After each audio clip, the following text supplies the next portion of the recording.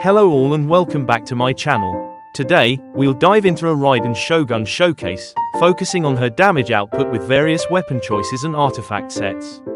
For those interested in a detailed breakdown of her talents, check out my Raiden F2P build guide. In this video, we'll focus on her performance in Spiral Abyss and combat events, showing why she remains an S-tier character in Genshin Impact. Now without further ado, let us jump right into the video. Now let us take a look into Raiden's talents. I think most of you already know the basics of her skills and her kit, but let us quickly go through them.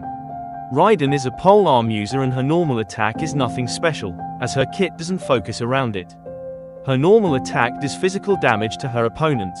On the other hand, Raiden's elemental skill, Transcendence, Baleful Omen, boosts your team's elemental burst damage and triggers coordinated electro attacks.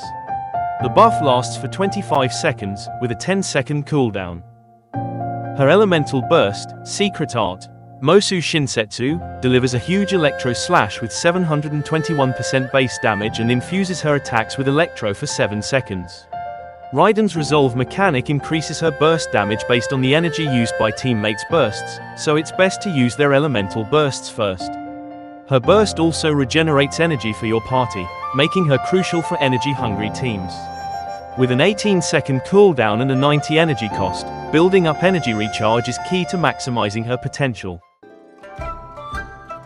Moving on to the artifact section, for a DPS Raiden build, do not think of anything apart from the Emblem of Severed Fate set, as it boosts both her energy recharge and damage. If you do not have a good emblem piece, farm the artifact domain or use the strongbox.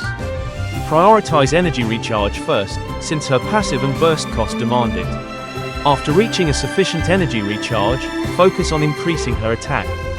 And as usual, try getting a very good crit rate to crit damage stat ratio.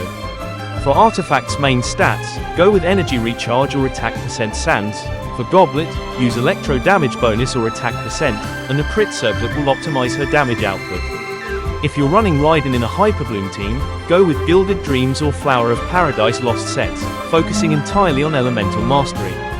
In this setup, you'll want to use triple elemental mastery main stats and hunt for EM substats to maximize her reaction damage.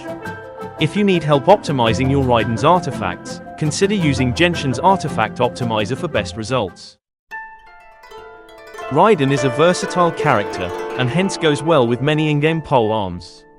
For a DPS Raiden, there are 3 standout options. Her signature weapon, Engulfing Lightning, is her best in slot, converting energy recharge into attack percent, significantly boosting both her damage and energy efficiency.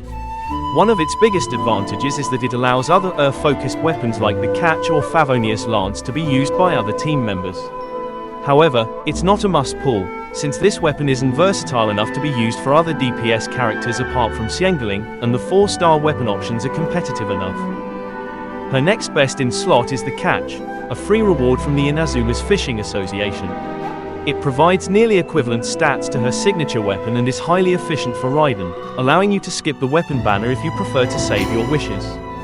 Finally, Favonius Lance is another solid choice, offering great energy regeneration, which further boosts Raiden's team utility while still maintaining decent damage output. The build used for all the weapons remain the same, and as you can see, though there is a significant damage difference between multiple weapon options, Raiden still shines effortlessly.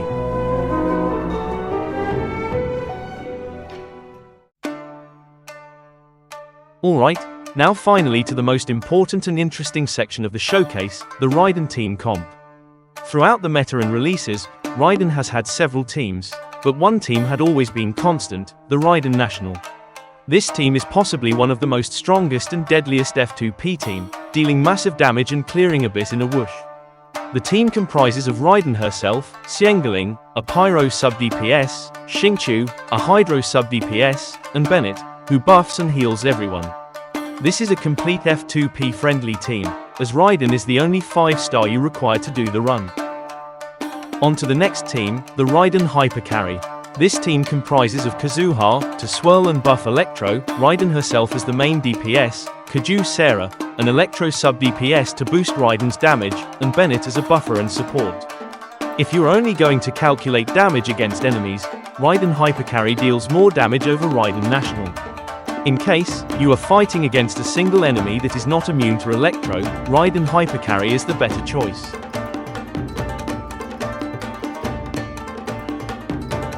The next one is the Raiden Aggravate team. Raiden as an Aggravate DPS unit can be surprisingly competitive with her traditional burst DPS teams.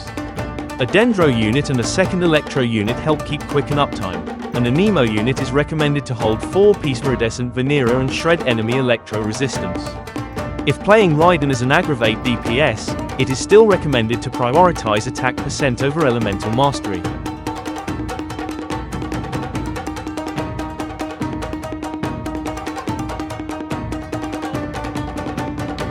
The final team comp is where Raiden shines as a support unit, the Quickbloom and Hyperbloom comps.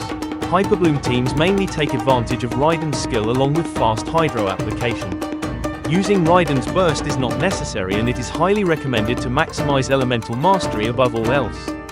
Slower hydro application results in some quicken uptime, hence the name Quickbloom, allowing some aggravates and spreads to occur. Quickbloom builds will highly depend on the team and reactions being triggered. Now on to the damage showcase. As an F2P player, getting huge numbers is nearly impossible, but not with units like Raidenshogun. In this showcase, we are up against Shuki no Kami. The food buff used here is the delicious pile M up for an additional crit rate and crit damage. As you can see, we are able to do a massive damage of 469,000 against a world boss. So not all is lost when you're an F2P player. The next one is our local friendly neighborhood boss, the perpetual mechanical array from Inazuma. We are using the same build used for the Wanderer boss, which I will be showcasing after our boss fight. As you can see, we are able to do a whopping 397,000 against this boss, which is a pretty good number considering our F2P builds.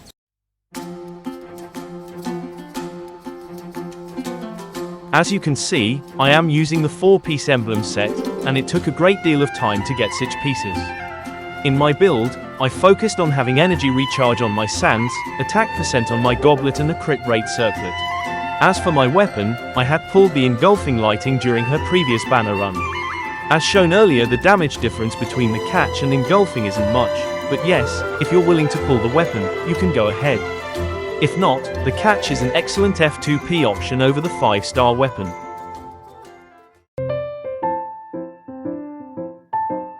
So, here we may talk some more about Raiden Shogun. Do I recommend Raiden? I think she is potentially one of the best units in the game, even after 3.5 years of release, and there is literally no other way to put it right now. Technically speaking, yes, there has been decline in her power level, when compared to what we had seen in her prime, but you probably know that is how these games work. Just like how Zhongli is not as a great unit as he was, Raiden has also been dethroned by other DPS units like Arlecchino and Nervilette. But, to put it straight, Raiden has aged like a fine wine. The way she can be tuned to use as a main DPS or a support unit, not many characters can do this. Raiden can literally be a part of any team comp, even today. So yes, the power decline is real, but it has not affected Raiden the way it has actually affected the other characters, who have become unusable. Hoyoverse has actually done a very decent job of maintaining Raiden as a unit, and, if they ever end up power creeping Raiden, that would actually be a huge concern for every other character in the game as well. So, Raiden is one character whom I would highly recommend in terms of just pure strength.